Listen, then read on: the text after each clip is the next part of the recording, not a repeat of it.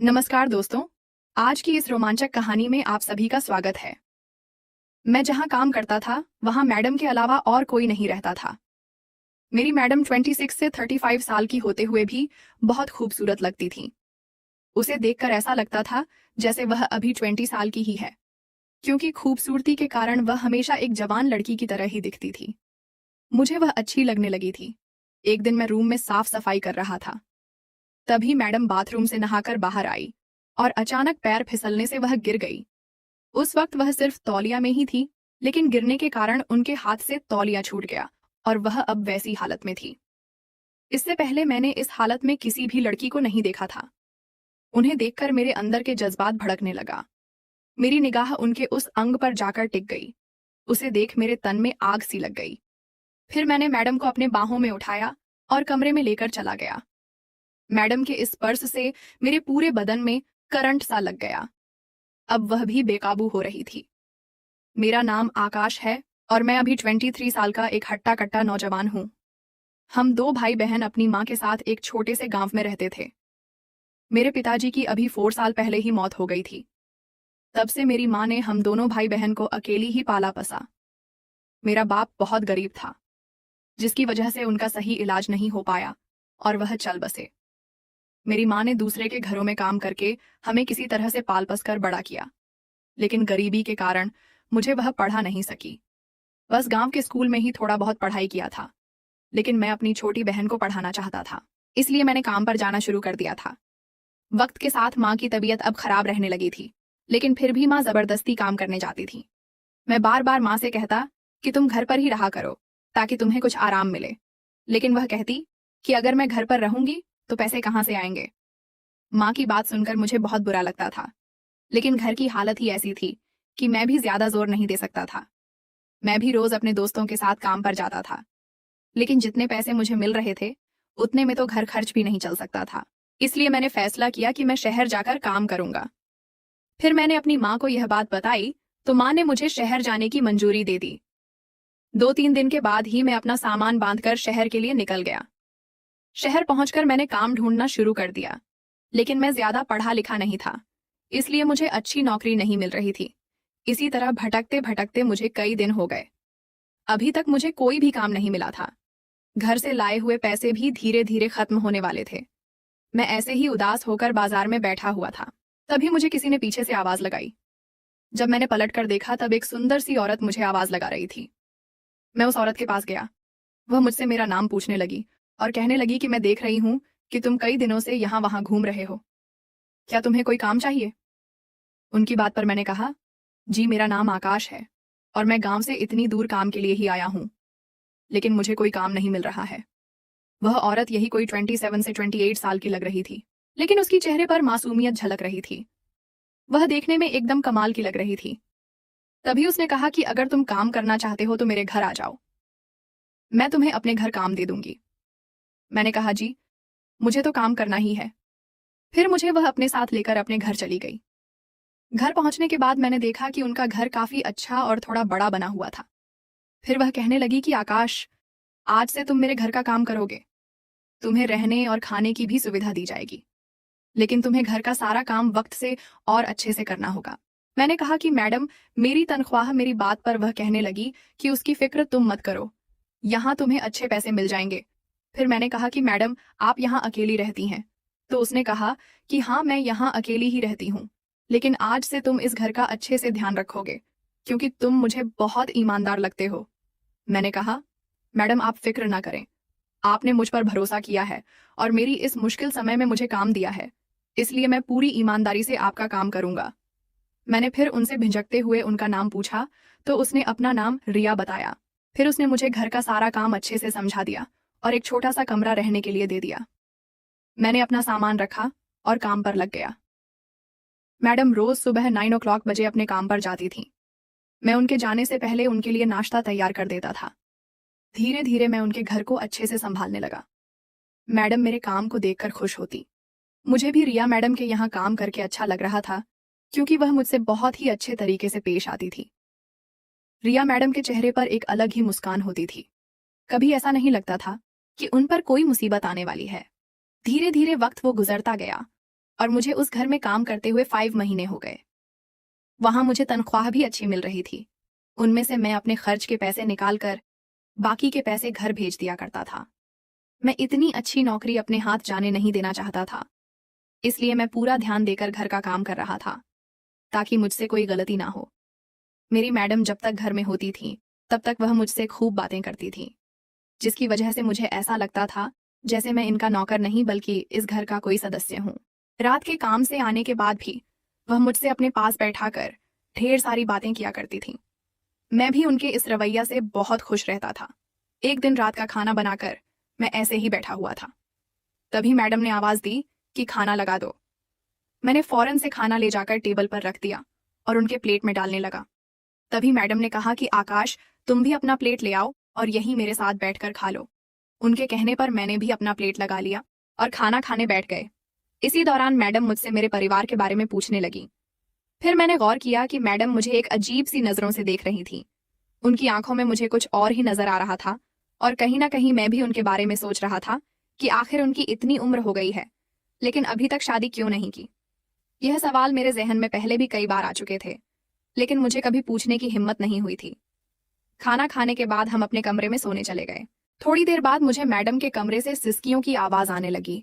वह इस तरह से सिसकियां ले रही थी जैसे वह रो रही हो। यह बात मुझे ज्यादा हैरान कर रही थी। मेरे कुछ समय समझ में नहीं आया क्योंकि अभी तक वह सब कुछ ठीक था, लेकिन कमरे में जाने के बाद इस तरह रोने की आवाज आना मुझे बहुत अजीब लग रहा था। एक बार तो मैंने सोचा कि उनके कमरे में जाकर देखूं, लेकिन इतनी रात को किसी के कमरे में जाना मुझे उचित नहीं लगा, इसलिए मैं चुपचाप अपने कमरे में ही सो गया। जब सुबह हुई तो मैंने देखा कि उनकी निगाह बार बार मेरे ऊपर आकर टिक रही थी। उनका इस तरह से देखना कुछ ठीक नहीं लग रहा था क्योंकि इससे पहले तो वह ऐसी नहीं थी। उस वक्त तो मैं अपनी नजरें उन पर से हटाकर अपने कामों में लग गया, लेकिन वह अब मुझसे कुछ नहीं बोल रही थी। बस वह सिर्फ मुझे ही देखे जा रही थी। फिर वह नहाने के लिए बाथरूम चली गई। मैं भी बाहर आंगन में पोछा मारने लगा। कुछ ही देर में वह नहाकर बाथरूम से बाहर आई। तभी उनका पैर फिसल गया और वह गिर गई। मैंने अभी अभी पोछा मारा था, शायद इसी की वजह से इनका पैर फिसल गया। उस वक्त वह केवल तौलिया में ही थी, जिसे देखकर मुझे बहुत अजीब लग रहा था। उसका गोरा बदन मुझे मदहोश कर रहा था, लेकिन वह मेरी मालकिन थी और मुसीबत में मुझे काम दी थी, इसलिए फौरन से अपनी निगाह उसके बदन पर से हटाया और दौड़कर उनको उठाने लगा। जैसे ही मैंने उसका हाथ पकड़कर उठाया तो वह कहने लगी कि मुझे कमरे तक छोड़ दो। उनके कहने अनुसार मैंने उन्हें उनके कमरे में ले जाकर छोड़ दिया। फिर मैं फौरन से बाहर आ गया, क्योंकि जिस हाल में अभी वह थी उस हाल में वहां रुकना मेरे लिए किसी कयामत से कम नहीं था। क्योंकि मैं एक जवान मर्द था और भावनाएं मेरे अंदर भी थीं, इसलिए मैंने वहां से बाहर आना ही बेहतर समझा। किसी तरह 3 दिन गुजर गया, लेकिन अब मैंने देखा कि मैडम पहले से ज्यादा उदास रहने लगी। हमेशा चहकने वाली मेरी मैडम अब परेशान सी रहने लगी थी, जिसे देखकर मुझे बहुत बुरा लग रहा था। मैं उनके ही बारे में सोचने लगा था कि आखिर ऐसी क्या बात हो गई थी जो वह उदास रहने लगी थी। वह देखने में बहुत ही ज्यादा हसीन लग रही थी, लेकिन फिर उनकी उदासी को देखकर मुझे हैरानी भी हो रही थी। कभी सोच रहा था कि जाकर पूछूं कि बात क्या है, लेकिन फिर मेरी नौकरी जाने का भी डर था। मुझे लगता था कि कहीं मेरी किसी बात का बुरा लग गया तो वह मुझे नौकरी से निकाल देंगी, जबकि नौकरी पाने के लिए मैं कितने ही दिनों तक भटका हूं। इसलिए अब मैं और नहीं भटकना चाहता था। मैं अपने बिस्तर पर लेटे यह सब सोच रहा था, तभी फिर से मुझे मैडम की सिसकियां भरी रोने की आवाज सुनाई देने लगी। मैं फिर से उसको सुनकर परेशान होने लगा। फिर मैंने फैसला किया कि अब चाहे जो हो, मैं उससे यह बात जानकर ही रहूंगी। मैं अपने कमरे से निकलकर मैडम के कमरे के पास पहुंच गया और उनका दरवाजा खटखटाने लगा। लेकिन जैसे ही मैंने दरवाजा खटखटाया तो वह आवाज आना बंद हो गया, लेकिन मैं दरवाजे पर ही खड़ा रहा। थोड़ी देर वहां खड़ा रहने के बाद जब दरवाजा नहीं खुला तो मैं अपने कमरे में आकर सो गया। जब सुबह हुई तो मैं फिर से अपने कामों में व्यस्त हो गया, लेकिन आज भी मैडम के चेहरे पर वही उदासी झलक रही थी। जब मुझसे रहा नहीं गया तो मैंने आज उनसे पूछ लिया कि आखिर बात क्या है। मैं कई दिनों से देख रहा हूं कि आप बहुत परेशान रह रही हैं। पहले तो आप ऐसी नहीं थी, अचानक ऐसा क्या हो गया है? मेरी बात को सुनकर वह मुझसे कहने लगी, आकाश, तुम यह सब जानकर क्या करोगे? मुझे अपने हाल पर छोड़ दो और तुम अपने काम पर ध्यान दो। जब वक्त आएगा तब मैं तुम्हें जरूर बताऊंगी। अपनी मैडम के मुंह से इस तरह की बात सुनकर मैं चुप हो गया, क्योंकि मैडम एक अच्छी औरत थी और उन्होंने कभी भी मुझसे बुरा बर्ताव नहीं किया था। फिर मैं इन बातों को छोड़कर अपने काम में लग गया, लेकिन अब मेरे अंदर मैडम को लेकर कुछ ज्यादा परेशानी थी। ऐसा लग रहा था जैसे मैं अपनी मैडम से प्यार करने लगा था, लेकिन मेरे अंदर उतनी हिम्मत नहीं थी कि उनसे इस बारे में बात करता। आज जब मैं सारा काम खत्म करके अपने कमरे में आया, तब मुझे फिर से वही आवाजें सुनाई दे रही थीं। लेकिन आज मैंने फैसला कर लिया था कि आज मैं इसके पीछे की वजह जानकर ही रहूंगा। आज मैं फिर अपने कमरे से निकलकर मैडम के कमरे के पास जाकर खड़ा हो गया। फिर मैंने दरवाजा खटखटाया और दरवाजा न खुलने के बाद जब मैं अपने कमरे की तरफ जाने लगा, तभी मैडम के कमरे का दरवाजा खुल गया। मैंने देखा तो मैडम एक नाइटी पहनी हुई दरवाजे पर खड़ी थी। वह उदास होकर कहने लगी कि क्या बात है आकाश, तुम इतनी रात को यहाँ क्या कर रहे हो? मैंने कहा कि मैडम, आपकी उदासी अब मुझसे देखी नहीं जा रही है, इसलिए मैं यह जानने के लिए आया हूँ कि यह सुन मैडम मेरा हाथ पकड़कर अपने कमरे के अंदर लेकर चली गई और मुझे बैठने को कहा। फिर मैंने कहा कि अब तो बताइए कि बात क्या है। मेरी मैडम मुझे बताने लगी। वह कहने लगी कि आकाश, मैं एक अनाथ हूँ। जब मैं 4 साल की थी तब मुझे एक आदमी ने गोद लिया था, क्योंकि उसका भी अपना कोई नहीं था। इसलिए वह मुझे अपने घर में लाकर मुझे अच्छे से रखने लगे। उनके साथ रहने के बाद मुझे महसूस हुआ था कि एक माता पिता का प्यार क्या होता है, क्योंकि वह मुझे एक पिता के साथ साथ एक माँ का भी प्यार दिया था। तब से मैं उन्हें ही बाबा कहने लगी।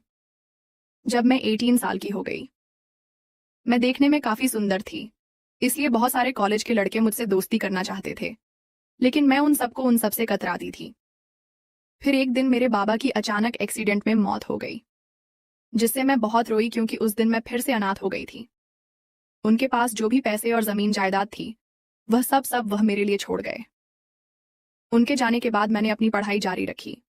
उसी दौरान मुझे कॉलेज में एक लड़के से प्यार हो गया। वह मुझे बड़े बड़े ख्वाब दिखाने लगा, जिससे मैं भी अपनी आने वाली जिंदगी को लेकर बहुत खुश थी। वह मुझे कभी होटल में लेकर जाता तो कभी दूर से ऐसी जगह ले जाता जहां से किसी का आना जाना नहीं होता था। वहां ले जाकर वह मेरे साथ हर दिन अपनी इच्छा को पूरा करने लगा था। मैं उसे रोकती तो वह कहता कि हम शादी करने वाले हैं, तुम फिक्र मत करो, मैं तुम्हें कभी अकेला नहीं छोड़ूंगा। लेकिन कुछ महीने बाद जब मैं प्रेग्नेंट हो गई तो मुझे डर लगने लगा और मैं काफी घबरा गई। एक दिन मैंने उस लड़के को बुलाया और सारी बातें बता दी। मैंने उससे कहा कि हम शादी कर लेते हैं। बिना शादी के मैं माँ कैसे बन पाऊंगी? यह समाज क्या कहेगा? मैं तो बर्बाद हो जाऊंगी। लेकिन उसने शादी से साफ मना कर दिया और मुझे उसी हाल में छोड़कर वहां से चला गया और फिर मुझे हमेशा के लिए अकेला छोड़ गया। धीरे धीरे मेरी बात सबको पता चलने लगी, तो फिर लोग मुझे हर दिन उल्टा सीधा सुनाने लगे। कुछ लड़के मेरी इज्जत से खेलना भी चाहते थे, जिसकी वजह से मैंने घर से बाहर निकलना बंद कर दिया था। मैं हर दिन रोती बिलखती रहती, लेकिन मेरी भगवा भावनाओं को कोई समझने वाला नहीं था। एक दिन मैंने सोच समझकर एक फैसला किया और अपना पेट साफ करवा लिया। मुझे अपने पैरों पर खड़ा होना था। उस वक्त कुछ दिनों तक मैं यूं ही घर में पड़ी रही और सोचती रही कि अब क्या करूं। इसी तरह वक्त गुजरता गया और मेरी शादी की उम्र होने लगी, लेकिन मैं अनाथ थी। मेरे बारे में सोचने वाला कोई नहीं था। इसी वजह से मैंने बाहर लड़कों से दोस्ती करनी शुरू कर दी, लेकिन वे सब भी मेरे शरीर के ही भूखे थे। वह सब मेरा इस्तेमाल करते थे। जब मैंने शादी की बात चलाई तो बच्चालन लड़की कहकर सबने शादी से इनकार कर दिया। अपनी इसी हालत की वजह से मैं टूटती चली गई। फिर मैंने फैसला किया कि मैं उस शहर को छोड़कर दूसरे शहर में चली जाऊंगी और एक दिन वहां से यहाँ आ गई। यहाँ आने के बाद मैं एक कंपनी में पार्ट टाइम काम करने लगी और बाकी के समय में अपनी आगे की पढ़ाई करनी शुरू कर दी। वक्त गुजरता गया और मैं अपनी काबिलियत के दम पर एक बड़ी कंपनी में सबसे ऊंचे पद पर काम करने लगी। अभी मैं जिस कंपनी में काम करती हूँ, वहाँ के कई लोग मेरे से शादी का प्रस्ताव रखा, लेकिन जब उन्हें यह मालूम हुआ कि मैं एक अनाथ हूँ तो शादी से साफ इनकार कर दिया, जिसकी वजह से मुझे बहुत बुरा सदमा लगा और मैं बीमार रहने लगी। मैं जवान हो गई थी। मेरे अंदर भी एक औरत की भावनाएं उफान मारने लगी थीं। इसलिए मैं शादी करके अपना घर बसाना चाहती थी और वह सब अपने पति के से पाना चाहती थी, जो एक पत्नी को अपने पति से चाहिए होता है। लेकिन मुझे महसूस होने लगा कि मेरी शादी होना अब बहुत मुश्किल है। एक दिन मैं ऑफिस में बैठी इन्हीं सब बातों के बारे में सोच रही थी। तभी मेरे सीने में अचानक दर्द हुआ और मैं बेहोश हो गई। डॉक्टर ने मुझे बताया कि यह हार्ट अटैक का पहला झटका था, इसलिए अब से आपको कोई भी परेशान करने वाली चीजों के बारे में नहीं सोचना है और ना ही कोई टेंशन करनी है, नहीं तो यह झटका दोबारा आ सकता है। कुछ दिन के बाद से मैंने बीती हुई बातों पर ध्यान देना बंद कर दिया और हमेशा हंसने की कोशिश करने लगी। लेकिन अब कुछ दिनों से मैं जब अपने कमरे में आती हूँ तो मुझे अपनी जिंदगी में अकेलापन महसूस होता है। ऐसा लगता है जैसे मैं अनाथ हूँ और अनाथ ही रह जाऊंगी। इसी दुख की वजह से मैं अपने आंसू को नहीं रोक पाती हूँ और रोने लगती हूँ। इतना सब बताते हुए मैडम की आंखों में आंसू आ रहे थे, लेकिन उनकी बातों को सुनने के बाद मेरे आंखों में भी आंसू आ गए थे। मैं सोचने लगा कि लोग कितने स्वार्थी हैं। क्या एक अनाथ को जीने का कोई हक नहीं है?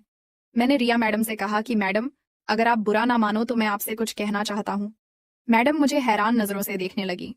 तभी मैंने कहा कि मैडम, आप चाहे तो आपके जीवन में मैं खुशी दे सकता हूँ, जिसकी उम्मीद आप छोड़ चुकी हैं। वह मेरी तरफ देखकर कहने लगी कि आखिर तुम्हारे कहने का मतलब क्या है? मैंने कहा कि मैडम, मैं आपसे प्यार करने लगा हूँ। अगर आप चाहो तो मैं आपसे शादी करने के लिए तैयार हूँ। मुझे आप बहुत अच्छी लगती हैं। लगती हो मैडम मेरा हाथ पकड़ लिया और कहने लगी, क्या तुम सच कह रहे हो? मैंने उसे पूरा यकीन दिलाया कि मैं उसे प्यार करता हूँ, और फिर अगले ही दिन मैंने उसके साथ शादी कर ली। वह मुझसे लिपट कर रोने लगी और कहने लगी, आकाश, तुमने मेरी भावनाओं को समझा और मुझे अपना बनाया। तुमने मुझे एक नई जिंदगी दी, जिससे आज मैं बहुत ही ज्यादा खुश हूँ। मैंने कहा कि मैं गरीब जरूर हूँ, लेकिन मैं औरत की भावनाओं का सम्मान करता हूँ। फिर जब शादी के बाद हमारी सुहागरात थी, तो मैंने रिया से कहा कि मैं चाहता हूँ कि उसकी शुरुआत तुम करो, क्योंकि मैं तुम्हें खुश देखना चाहता हूँ। फिर रिया ने मेरा हाथ पकड़ा और मुझे लेकर कमरे में चली गई। उस रात हमने जमकर प्यार किया, हम दो जिसमें एक जान हो गए थे। जब सुबह हुई तो मैंने देखा कि मेरी पत्नी रिया के चेहरे पर फिर से वही मुस्कान झलक रही थी, जिसे देखकर मुझे बहुत अच्छा लग रहा था। फिर रिया ने मुझसे कहा कि तुम अपने परिवार को सब कुछ बताकर यहाँ ले आओ, ताकि मैं पूरे परिवार के साथ ही यहाँ पर रहूं। इसलिए मैं अपने गांव जाकर अपनी माँ को सब कुछ सच बताकर उन्हें यहाँ ले आया। अब हम सब लोग यहाँ खुशी खुशी रहते हैं। तो दोस्तों, ये थी हमारी आज की कहानी। अगर आपको पसंद आए तो लाइक कर दें और हमारे चैनल को भी सब्सक्राइब कर लें।